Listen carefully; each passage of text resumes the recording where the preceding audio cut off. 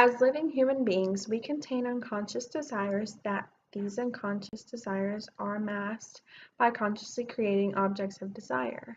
These objects of desire are created from the idea of the big other, which creates the idea that desires of one subject are universal and that once it becomes obtained, we will be completely satisfied and have an unlimited amount of happiness.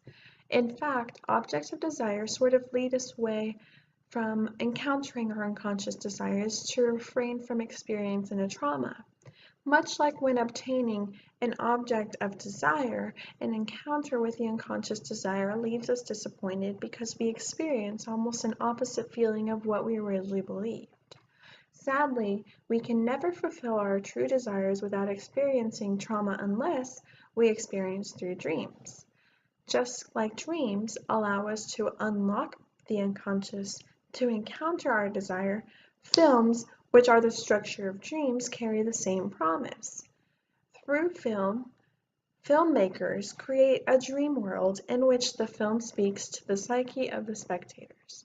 Being that we are now sleeping and are in between the real world, and the dream world, allows us to reveal our psyches more through the encounter of the traumatic real.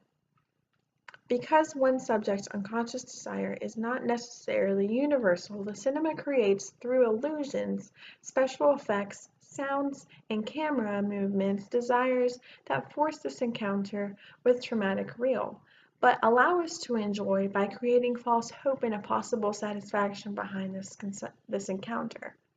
Depending on the way of that desire is created throughout a film, we can enjoy the film through the failure of these desires being obtained, but seeing the bright side of things, of creating the illusion with the help of fantasy in a successful encounter, and overcome of these desires. Being that the tree of life in a cinema of desire, the film serves as an object in creating spectators' desires, as spectators are greeted by non-diegetic female voice, which serves as our first objet in engaging the spectators by creating an unconscious desire of wanting to know whose voice it belongs to and what it is implying. The voice narrates what the nuns had told her about life. There are two ways through life, the way of grace and the way of nature. You have to choose which path you follow. Shortly we learn the voice belongs to Mrs. O'Brien.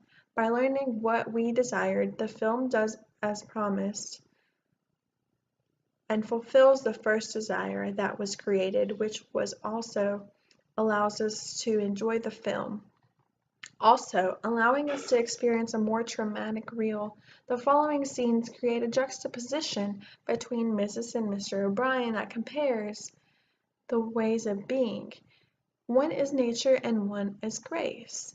The juxtaposition molds our thoughts into associating Mr. O'Brien with nature and Mrs. O'Brien with grace.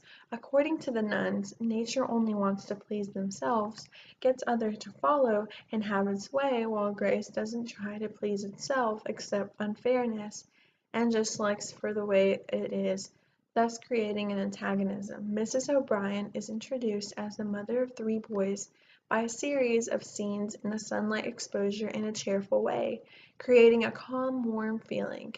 However, Mr. O'Brien, the scene transitions more traditionally and lack of warmness, creating a sterner and authoritarian feel. In this way, we can see Jack's, the eldest of three boys, perspective of his parents. Soon after the introduction of his parents, Mrs. O'Brien receives a telegram that puts her into tears and whimpering. Shortly after expressing her emotions, Mr. O'Brien receives a phone call, also putting him in instant disappointment at the airport.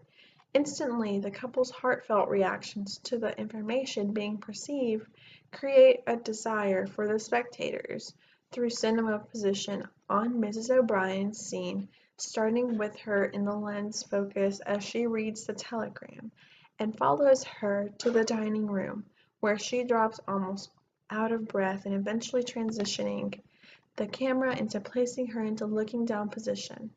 Mr. O'Brien is at a noisy airport when he receives the call, and the urge to know our desire continues to cause a more intense desire.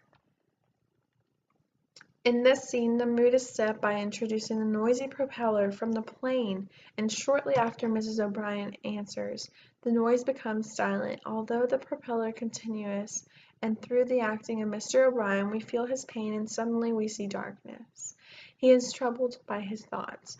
By the sequence of these scenes, as the spectators we are showed what seems to be troubling Jack, but it remains unclear. Of the two, he seems to be troubled with the antagonism created by his mother and father. Growing up instead of choosing the way of life that his mother chose, Jack seems to have chosen the path of nature.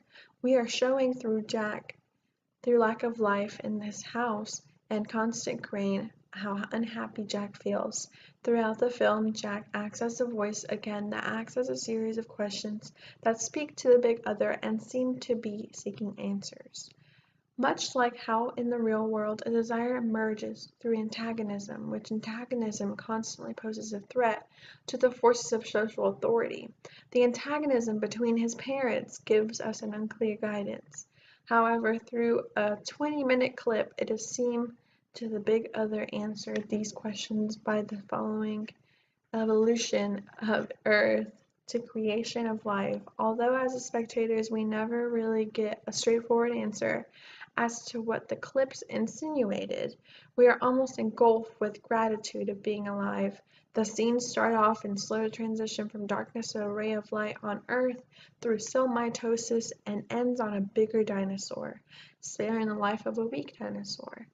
Through these scenes we again see through Jack's perspective, encounter the gaze that speaks to the psyche of the spectators that almost allows us to receive a message from the big other, God, that you can have the best of both worlds and to just live. Finally, it seems to be that although Jack may not have gotten exactly what he wanted, he enjoyed that failure to encounter desire, thus allowing us as the spectators to see and enjoy a failure of overcoming the obstacle.